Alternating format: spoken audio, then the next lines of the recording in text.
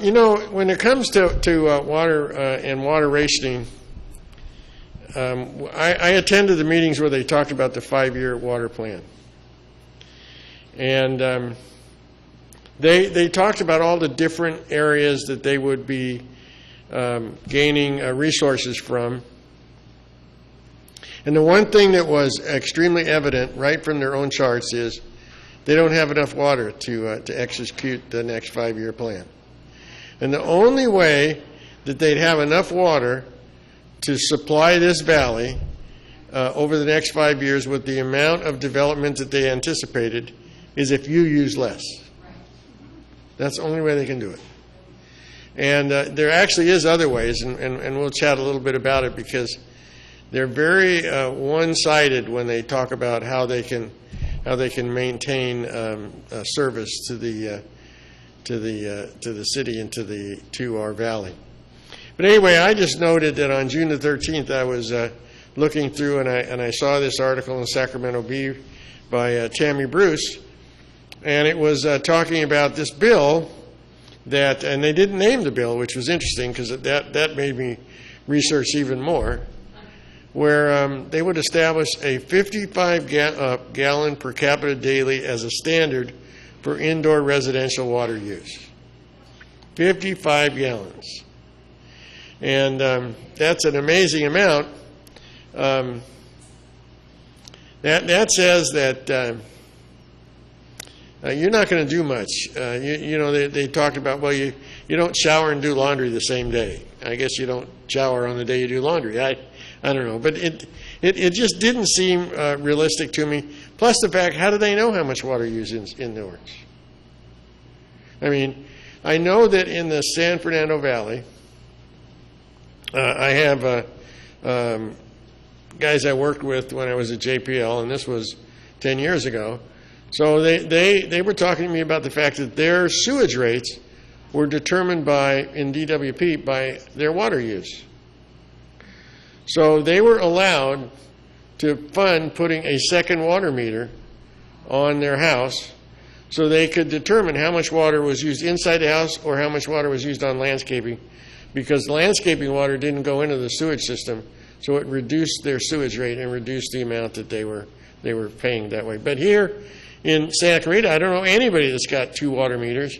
We all have one, right? And we pay for one, right? We'll talk about that in a minute. So I don't know how they would know. And then, of course, there's always a situation where they said, well, and if you don't do what we want, you know, this is important that you do it, but if you don't do it, we'll fine you. We'll collect more money. Gee, what a surprise. I mean, that seems to be always the solution that they have. So I looked a little bit farther, and I was looking at another article. This one was, I believe, it was in the San Jose Mercury. It was on the web also. And it talked about, it was on June the 2nd, and it talked about some of our governor's famous statements. You remember his statement, like when the drought was on, he wasn't going to shower until the drought was over. Remember that statement? Yeah. Well, in this case, he said that a changing environment means the state must begin to conserve water resources in preparation for the next drought. And you know what? What good would it do to conserve all the water that you want if there's no way to store what you conserve? Right? So so he said, we have efficiency goals for energy and cars. This is kind of like what we were just talking about. You know, you're going to have a discussion about water use, and he wants to talk about gas mileage. I mean, they have nothing to do with one another. Certainly, you can set standards for anything you want, but in what way does setting standards for fuel efficiency in cars have anything to do with how you're going to conserve water? It doesn't make any sense.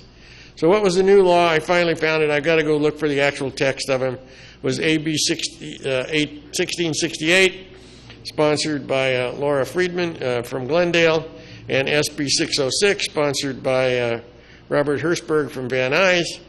And they want California water districts and large agricultural districts, and of course our city government, to develop a plan for strict annual water budgets. And they want them to come up with these plans by 2020, start coming up with long-term water use efficiency standards by 22, and achieve and assign and make those goals realistic by 27. So here's another one of these deals where they say, you know what, we really need to do something. You go figure out how to make it happen. We don't know how to make it happen, so you go figure out how to make it happen. Well, are those goals unrealistic? Talk about unrealistic. We had another article where I found this particular individual who is our Natural Resource Defense Council, Tracy Quinn, who said they want the combined daily indoor and outdoor water use. Oh, they said the combined indoor and outdoor use is already dropped to 109 gallons a day. And in 2013, I don't know where.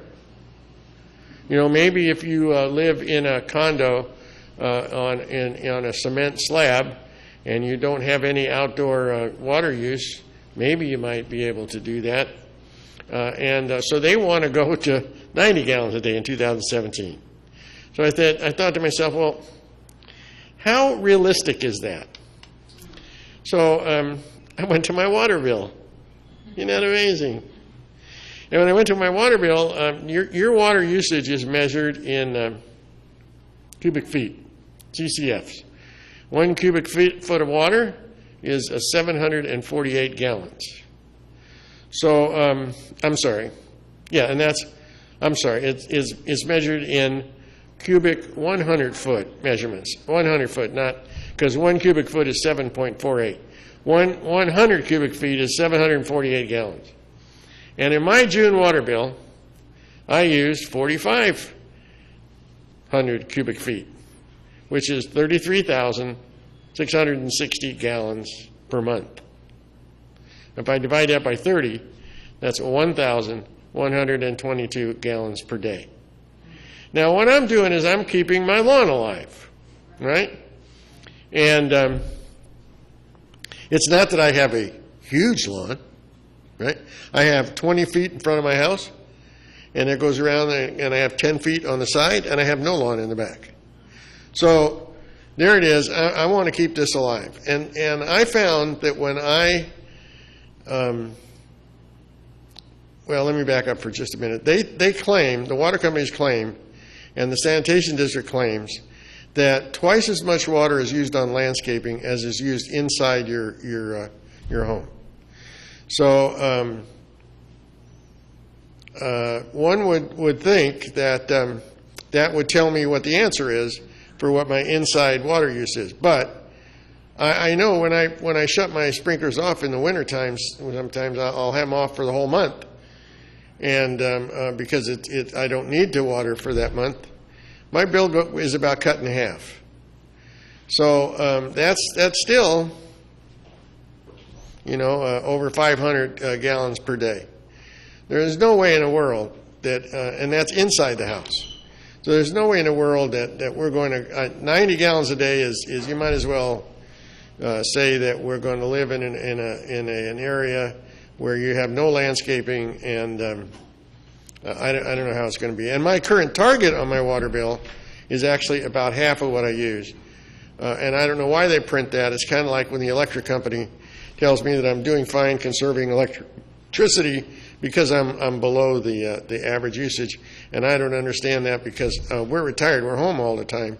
And so I don't know what the guys are using electricity for that are only there in the evening.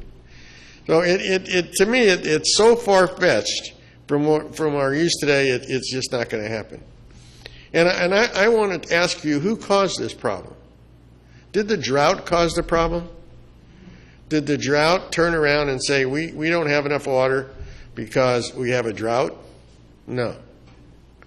It's because of a federal court decision that found that the Delta smelt were in trouble. And by the way, in the articles I've been reading now, they're almost out of business now. The number of smelt in the Delta is really, really down, and that's even after we stopped and started reducing pumping so as not to kill them.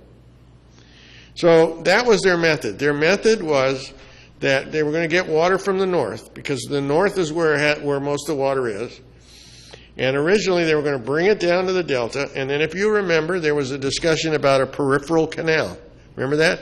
Was going to build this thing all the way around the delta and then attach it to our water conveyance system. And that didn't fly. I mean, that got killed. And so what happened is that now they said, well, we'll tunnel underneath the delta, right? We're going to put 2 tunnels, which is now turning into 1 tunnel, okay, to be able to get that water through. And if you would have driven up the coast while all this is going on, you would have seen all the signs and all the farmland that said, crops grow where water flows, right? And they were all complaining because their water allocations were going down. And what did they do? They started pumping more. And so now, from what I understand, is they've overpumped their aquifers to a point where the ground is sinking. All right? So, you turn around and you hamper people from living and doing business, and you try to tell us, oh, well, it's because you are using too much water, but in fact it's because they didn't fix the problem. And what the problem was now is that without the peripheral canal and without the tunnels underneath it, what they do is they pump fresh water into the delta, which pushes the seawater out, and then they capture it on the other side, and down the aqueduct it comes. And what's ironic about this is because of the fact that they're not pumping the water in there, now the salmon are having a problem finding fresh water. So now what they're doing is they're trucking salmon in and capturing salmon at the bottom of the delta, trucking them to the top to release them so they can go spawn, because they're coming back expecting the freshwater boundaries to be in a certain place, and they're not there. Well, it's California state government has done everything they can to make this problem worse. And what have they done to fix it?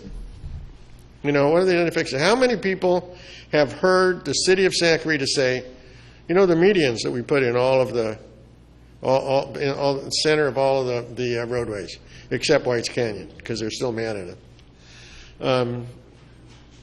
How many times have you heard them say, well, we put purple pipe in? Well, you know what? Purple pipe doesn't save a bit of water if you don't connect it to a recycled water source. And there are no it's not connected. So put all the purple pipe in the world that you want in the ground. It doesn't fix anything. Because what's happened is the water companies don't want you to recycle. The reason why they don't want you to recycle is because they have an allocation of water that they get from the state. If they don't use it, they lose it. So if they actually reduce the consumption of water in the valley, then their allocation would go down. So here you've got a water usage in our valley of approximately 60 million gallons a day. That's what they came out and talked to us about at the sanitation district. The state of California is so nonsensical that if you take and pump water out of the ground here, you can't put it in the ground over here because it's not a good enough quality, right? So an example is Shangri-La. You know where the library is on Soledad Canyon, right? The library there is by that Shangri-La Hill and that development. And when they built that development, they disturbed an underground spring. And when they disturbed that underground spring, they started pumping water out of there to stabilize the hill. And they're pumping it out today. So now, what are you going to do with the water? Well, originally, they just threw it in the river. But then the regional water board said, you can't do that because the water has too much chloride in it. It's not acceptable to put back in the ground. So what did our geniuses do? They put it in the sewer system. Okay? So now it just goes through and it takes up capacity in the sewer system, and then it gets thrown in the river. So we talked to them and we said, you know what, there's that amount of water coming out of that hill every day. And also in Bermite, you know the Bermite cleanup that's going on? Well, they're going to be pumping something like 30 million gallons a day through the perchloride scrubber. So they're going to be cleaning the water, scrubbing it, and what do you do with it when it's done? We said, look, it's right across the street from Soledad. Why don't you use it to pipe some of the purple pipe that you got all the way up and down Soledad? They said, no, it's too expensive. So it's going in the river.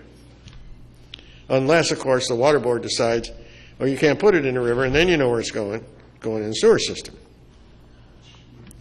So using recycled water is something that the water companies, that the city, that have not supported. And right now, the only place that's using recycled water coming out of our water treatment plant is the golf course in Valencia, because Newhall Land and Farm paid for the pipe to break the water up there. The rest of it all just gets thrown away. So there's 60 million gallons a day of water used here in the valley. 20 million of it goes into homes. 40 million of it goes on landscaping. So it seems like if you reused the water that has been captured within the sewer system, you could reduce by almost a third our water use, but no one wants to do it. And then there's the issue of gray water. They made that illegal. They said, you can't use gray water to water. And how about captured rainwater? They don't want you to use that either. So for me, it's and then the biggest supply, is when you see water when it rains, going through all the storm drains. So especially in the LA River. I remember as a kid being down and watching all this water go down the LA River, right? Floods Balboa Park. Do we capture it to use it? No. We just let it go to the ocean. And the water that we used to pump from up north through the Delta, guess where it's going? There's nowhere to store it, so it goes in the ocean. So here we are, we're wasteful, we're not using our resources, we're not using what we can do, and then they turn around and say, you fix it. Don't use less. Huh?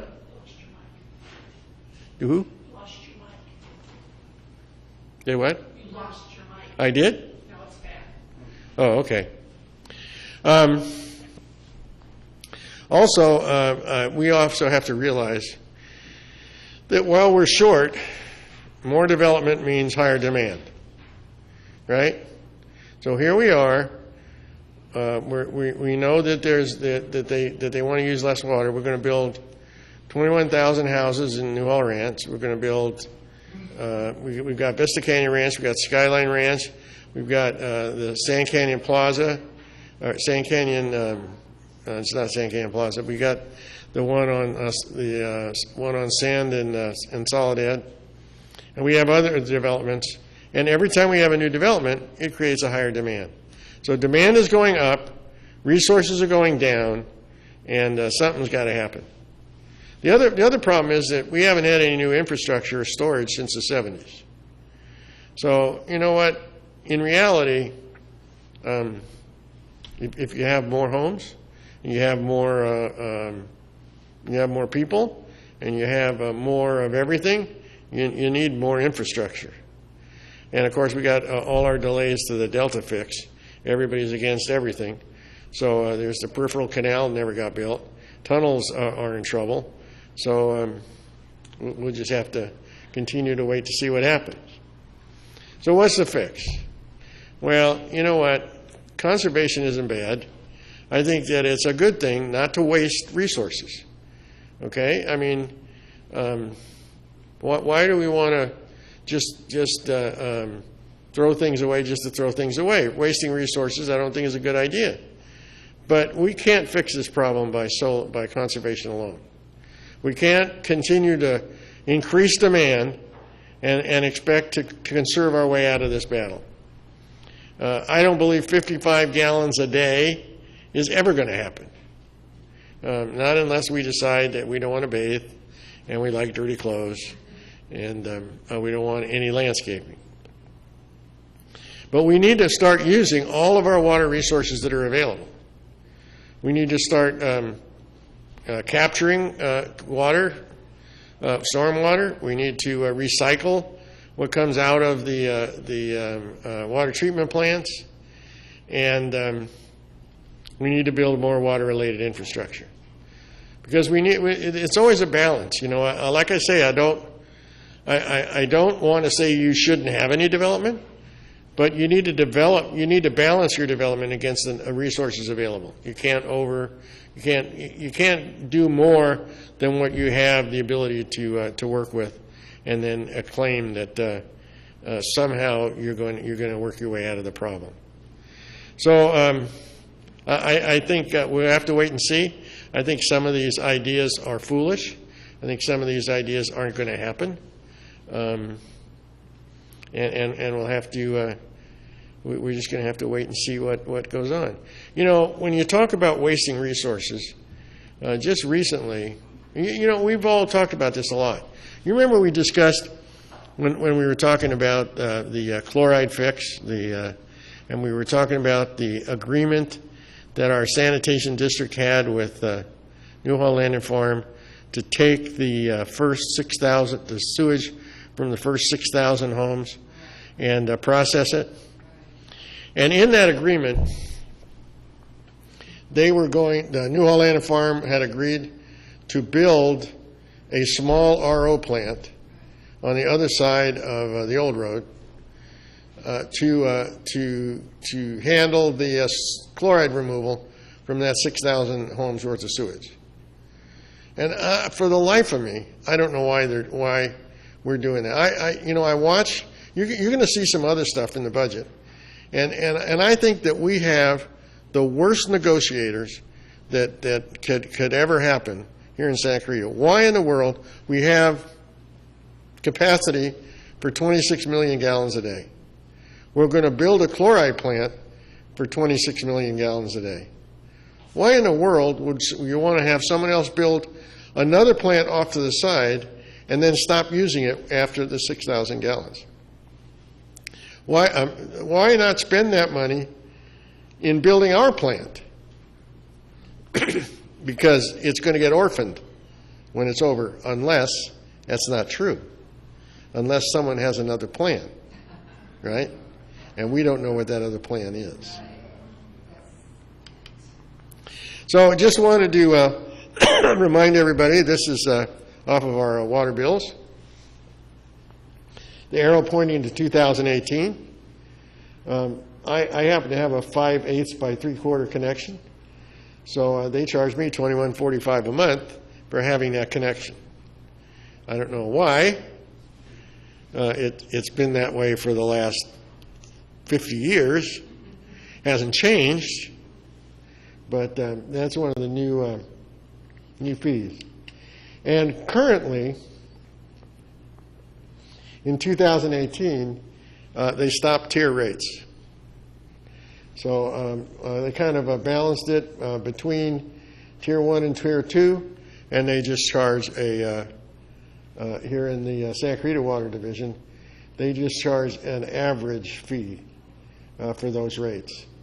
And you can bet your sweet bottom dollar that if they want to set mandated rules, we'll be back to tiered rates before you can say anything about it. No, any questions, or you have anything you want to say, Lynn? Well, I don't know. I brought an article about the 55 gallons thing, which I thought was kind of interesting. Okay. Because they sort of agreed with you that nobody's going to actually meet it, and they're not going to do enforcement on it. And what they were saying was that this is just really to get people to start thinking about reducing their water usage. But to me, you know, most of the water in the state is used by agriculture. And with a really lot of it going to almonds, which then gets shipped to China. And I think we have to really start looking at agriculture too. It's not fair to put it all in the public. But as the population grows and we have a limited water resource, the only thing to do, you're going to have to reduce, because it's going to just squeeze and squeeze and squeeze. And, you know, unless you can convince people to maybe not have so many children, and it's not so much immigration now, because it's just like when I was looking at population charts in 1970, California had 20 million people, and now we have like 39.6 million. Mm-hmm. So it's doubled. And the water resource has really not changed. It comes from the sky, it falls. And there is one thing I disagree with you about, and it's storage. As climate change proceeds, they predict less snowfall in the Sierras. So we could spend huge amounts of money on dams and not have the water to put in them. So it might be better to spend that money looking at stormwater capture in Southern California instead of, and that's why, you know, Scope for many, many years sued every single development approval along the Santa Clara River. And the reason was they kept building in the floodplains. Like, this is all in the floodplain. They're building all in the floodplain over the prime recharge areas. So what is that going to do? The river doesn't have any room to stretch out and sink in and recharge our areas. Our wells go dry up there in the summer. They're going to go dry all that much sooner because they've paved over everything. So we really have to start looking at stormwater capture, and we have to, one of the propositions that passed just really overwhelmingly this last time said that you can go and do stormwater capture in your house or reorganize stuff off your roof, and it won't count as remodeling, so there would be no increase in taxes. You probably saw that. Everybody voted for it. It was like 84%. So those are just my thoughts. I think that spending money on the dams is not a good idea when we aren't really going to. I mean, we have massive dams up there, and you saw during the drought how low they got. So it's if there's no water to put in them, it's billions and billions of dollars that maybe should be spent locally with groundwater recharge. Well, Lynn, I'm all for stormwater capture as well. But if you capture it, you've got to store it somewhere. So well, it depends on how you're going to store it, right? So I don't know what to say. Yeah, go ahead. Yeah. Oh, no, I'd love to read it. Yeah, I'm good. It just talks about the law and that Okay. they don't think they're going to be able to enforce it. Oh, I don't think so either. Yeah, so I just thought it'd be interesting. All right. Thank you very much. Yes. Yes. One of the things. You're on. One of the things that you said, I think, was not clear. You said the allocation of the water, we only had a certain amount of allocation. Well, that's for the state water. That's not true for the groundwater. And the groundwater is kind of open. I mean, it's not adjudicated. This area is not adjudicated. Well, I think it was open, but as I understand now, the state is taking control of groundwater pumping as well. They're trying to do that, and they're spending gobs of money just researching. I mean, we sat in a meeting last night, and I can't believe, a water meeting, and I can't believe the amounts of money that they're talking about for administration and for all of, they're going to even have some consultants, and oh my goodness, you know, it's just a big bureaucracy. Mm-hmm. Thank you. Well, we know who's going to pay all that money. Oh, yeah. Well, the conservation that they're talking about, the 55 gallons, is only the tip of the iceberg. Before long, you know how the trash truck comes down once a week? It's going to come down, other trucks are going to come down, pick up your empty gump off your driveway, because they're going to force you to remove your toilets. You won't have them. And then you're not going to have showers. You're going to be required to take sponge baths. And so it's going to go on and on and on. Only thing is, we didn't buy our houses equipped like that. We bought our houses with the lawn you're talking about you have at your house and the usage of water used, and for them to force something else on us is injuring us. It's time the public stand up and do something about it. Well, Now, that's kind of comical. That's kind of comical because I think it was 1998, I did some remodeling, and I wanted to put a circular water system in the house, and they wouldn't let me. So now you can do it, but they wouldn't let me. So what do you do when you want hot water? You turn it on, you wait for it, right? And that, to me, that's an enormous waste. And certainly if we could use gray water, I mean, you'd have to do some replumbing of certain things, which in some houses is going to be, a fairly big job. But, certainly if we're using gray water from washing machines are easy to capture. Tubs would be a little harder, especially if you're on a slab, but still, I don't believe, like I said, I don't believe in wasting things. I think you're going to be realistic. If you can use it realistically, I think you should. But at the same time, I think that you have to balance what you develop against the resources you have. But I don't think that they're giving us all the resources. They've cut some of them off. And so, in fact, we have less water down here now than we had in 1970 because of the delta. So I don't know how they're going to solve that. Maybe they can put a big hose through it and satisfy everybody. I don't know what they can do. But somehow it's got to get fixed. well, I agree with Lynn that for us to do stormwater capture, and we're not getting the storms, and that's just like the big tubes they want to put under the delta, and they don't even want us to vote on the 17 billion. They're finding a way around that. And that's to try and get the water that's not in Oroville under the delta, so they'll have great big tubes with no water to put in there. Well, there's a considerable amount of water though that they're dumping in the ocean, because there's no place for it to go. Yeah. So if that's got to help. I mean, that's got to help. The water they pump out of the ground here, and then they just throw away has got to help. We got to have some realistic solutions, and I'm not suggesting that anybody has or that I have the exact answer, but we need to look at it realistically and figure out what we need to do. The only time excess water is going out of the delta is when there's these big storms, and that's when they want to have it come down. But the big storms aren't coming often enough to fill up these dams. Well, that's today. And who knows what tomorrow's going to bring. Well, the tree rings have proven that there are 6-year droughts and 30-year droughts, and we couldn't handle 3-year drought here, especially Southern California. Now, San Diego Water Authority's already given up on the state and MWD, and they have an operating 40 million gallon per day desal at Oceanside, and I understand some other outfits already building one that's equal size to that. And they could take their $17 billion and their choo-choo train money, and they could. We're lucky we got the ocean. They could desal all along the ocean. They can even pull the energy from the ocean or from the sun or from the wind, whatever they want. And this article that was below yours in the Gazette recently, this gentleman has spent some time touring Israel. Their cost of water with desal is costing less than in Southern California. So it's time to be looking at that, and that's drought-proof. Right. Well, I think we can all agree that we need a solution. We just don't all.